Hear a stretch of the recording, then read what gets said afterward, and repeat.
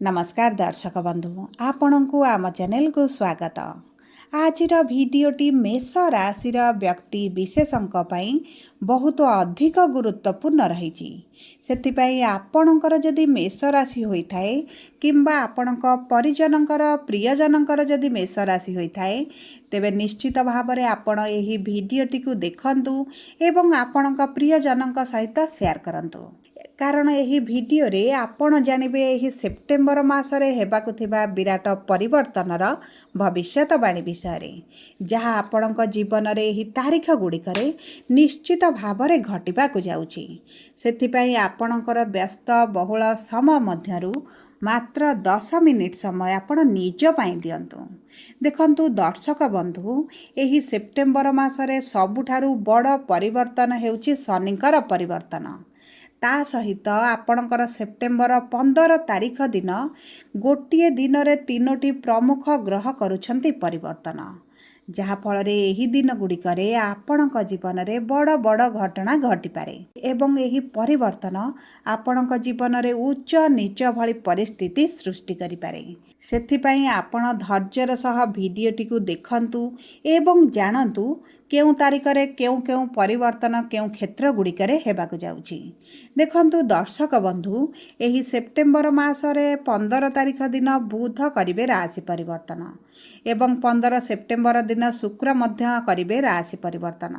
ता सहित मंगल मध्य 15 तारीख दिन करुछंती परिवर्तन जहाँफल यही 3टी प्रमुख ग्रह शुभ ग्रह निजर चलन रे परिवर्तन करी आपणक जीवन को परिवर्तन करिवे एवं यही परिवर्तन आपणक जीवन रे शुभ प्रभाव पकाई पारे किंबा अशुभ प्रभाव मध्य पकाई पारे।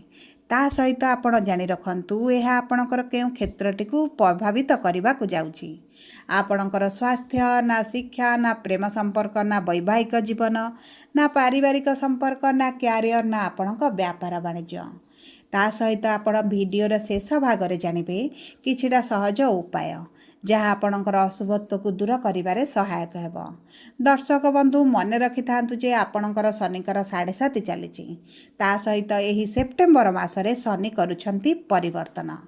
तेबे चलंतु कार्यक्रमटी को आगको बढ़ाइबा किंतु भिडियोटी को आरंभ करिबा पूर्वरु जदि आपणकर मेष राशि होइथाए एवं आपण भी ईश्वर को आंतरिक भक्ति एवं विश्वास करंती तेबे भिडियोटी को लाइक करंतु।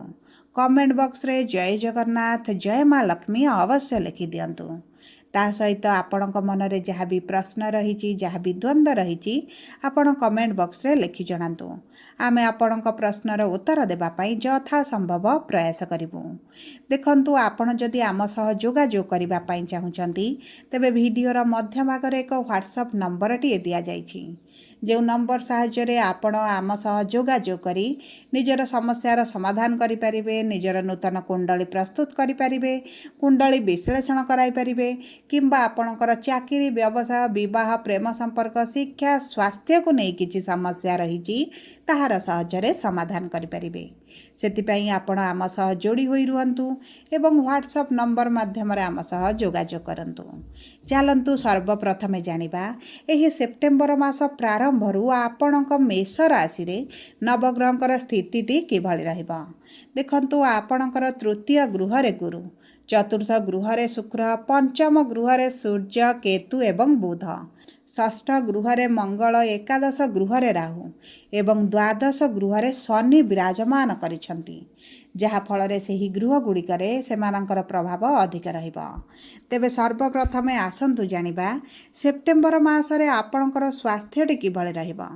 देखंतु 15 सेप्टेम्बर पर्यंत आपणक स्वास्थ्य रे आपण समस्या देखिबे कारण आपणकर राशिर स्वामी मंगल षष्ठ गृह रे रोगर गृह रे विराजमान करिछंती जहाँ फल रे आपणकर थंडा जर खास सर्दी भली समस्या सहित आपणक पेट रे आपण जंत्रणा अनुभव करिवे। विशेष भाव में आपणक किडनी जनित समस्या देखा जिबार बहुत अधिक संभावना अछि। जदि आपणकर पूर्वर किडनी जनित समस्या थिला ताहा बढ़ी पारे जदि आपणकर नथिला तेबे बाहरी बार मध्य संभावना आपण देखि पारंती। सेति प्रति आपणको टिके अधिक सचेतन रहिबाकू पड़िबो कारण आपणक राशिर स्वामी नीच स्थिति रे आपणक षष्ठ गृह रे रहिचंती ତେଣୁକରି ଚେଷ୍ଟା କରନ୍ତୁ 15 ତାରିଖ ପର୍ଯ୍ୟନ୍ତ ନିଜର ଖାଦ୍ୟ ପାନୀୟକୁ ବିଶେଷ ଭାବରେ ଧ୍ୟାନ ଦେବା ପାଇଁ। ତା ସହିତ ଆପଣଙ୍କ ମଙ୍ଗଳଙ୍କୁ ଉଚ୍ଚ କରିବା ପାଇଁ ପ୍ରତିଦିନ ଯୋଗା, ପ୍ରାଣାୟାମ, ଏକ୍ସରସାଇଜ, ଜିମ୍ ଯିବା ମଧ୍ୟ ଆରମ୍ଭ କରନ୍ତୁ। ଏହା ଆପଣଙ୍କ ସ୍ୱାସ୍ଥ୍ୟରେ ଧୀରେ ଧୀରେ ଉନ୍ନତି ବା ପରିବର୍ତ୍ତନ ନିଶ୍ଚିତ ଭାବରେ ଆଣିବ। ଯଦି ଆମେ ଦେଖିବା ଆପଣଙ୍କର ଶିକ୍ଷା କ୍ଷେତ୍ରକୁ, ତେବେ ଦେଖନ୍ତୁ ଶିକ୍ଷାର ଗୃହରେ ସୂର୍ଯ୍ୟ, କେତୁ, ବୁଧ ଆପଣଙ୍କ 15 ତାରିଖ ପର୍ଯ୍ୟନ୍ତ ରହିବେ।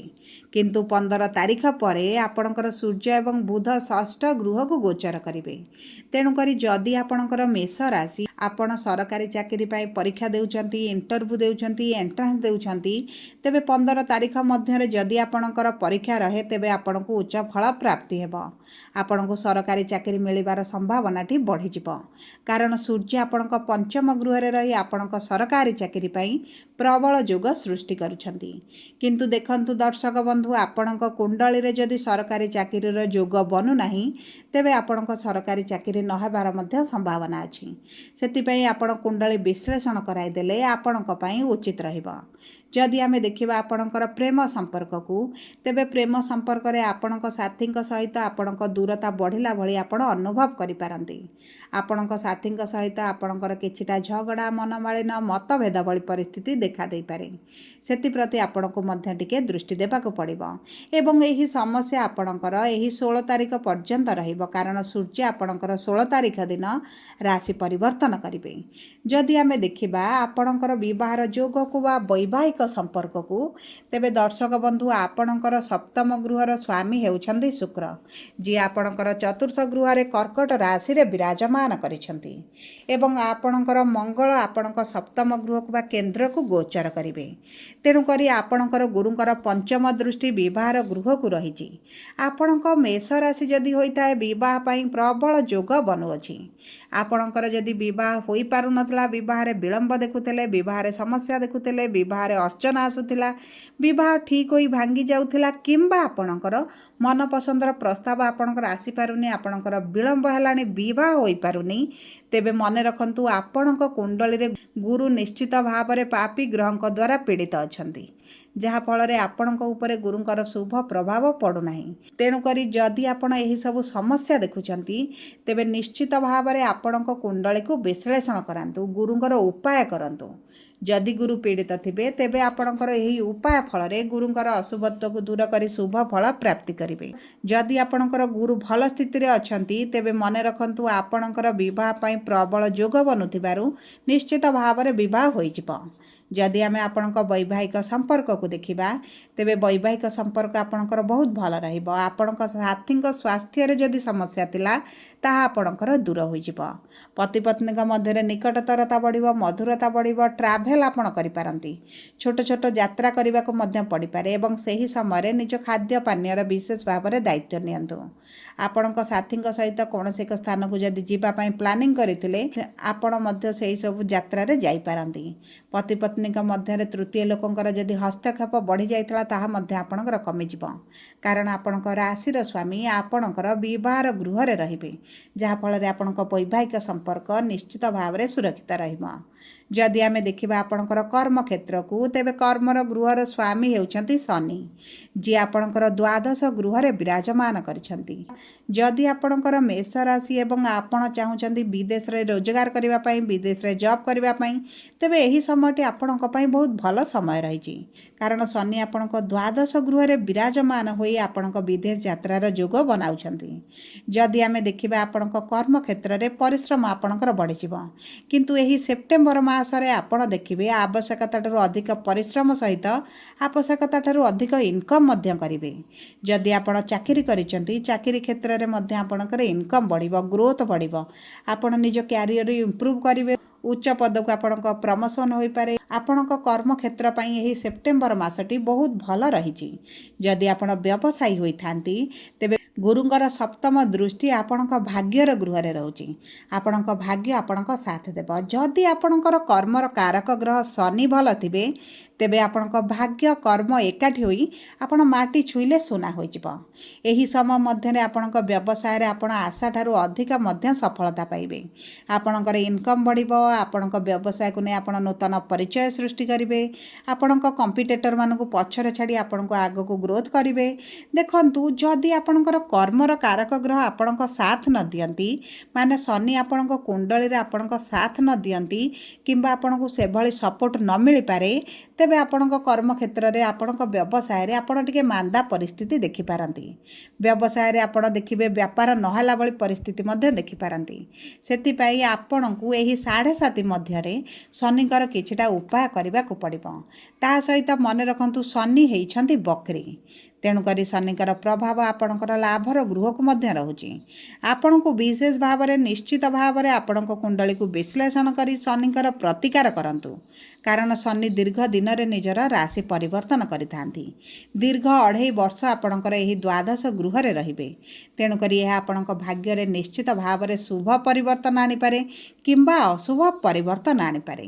ସବୁ ପରେ ଦେଖନ୍ତୁ, ଆପଣଙ୍କର ଅଶୁଭତ୍ୱକୁ ଦୂର କରିବା ପାଇଁ ପ୍ରତିଦିନ ମଙ୍ଗଳଙ୍କର ବୀଜ ମନ୍ତ୍ର 108 ଥର ପାଠ କରନ୍ତୁ। ହନୁମାନ ଚାଳିସା ପଢ଼ିବା ପାଇଁ କେବେ ଭୁଲନ୍ତୁ ନାହିଁ। ତା ସହିତ ଆପଣ ବିଷ୍ଣୁ ସହସ୍ରନାମ ପାଠ କରନ୍ତୁ। ପ୍ରାତଃ ସମୟରେ ଆପଣ ସୂର୍ଯ୍ୟଙ୍କୁ ଜଳ ଅର୍ପଣ କରନ୍ତୁ। ଏହା ଆପଣଙ୍କର ପଜିଟିଭ୍ ଏନର୍ଜିକୁ ବୃଦ୍ଧି କରିବ, ନକାରାତ୍ମକତାକୁ ଦୂର କରିବ। ଯଦି ଆପଣଙ୍କର ମେଷ ରାଶି ହୋଇଥାଏ, ଭିଡ଼ିଓଟି କିଭଳି ଲାଗିଲା କମେଣ୍ଟ ବକ୍ସରେ ଲେଖି ଜଣାନ୍ତୁ। ଯଦି ଆପଣଙ୍କ ପ୍ରିୟଜନଙ୍କର ମେଷ ରାଶି ହୋଇଥାଏ, ଭିଡ଼ିଓଟି ତାଙ୍କ ସହ ସେୟାର କରନ୍ତୁ। ଯଦି ପ୍ରଥମ ଥର ଆମ ଚ୍ୟାନେଲକୁ ଆସିଛନ୍ତି, ଚ୍ୟାନେଲଟିକୁ ସବସ୍କ୍ରାଇବ୍ କରନ୍ତୁ। ପାଖରେ ଥିବା ବେଲ୍ ଆଇକନ୍କୁ ପ୍ରେସ୍ କରନ୍ତୁ। ଧନ୍ୟବାଦ।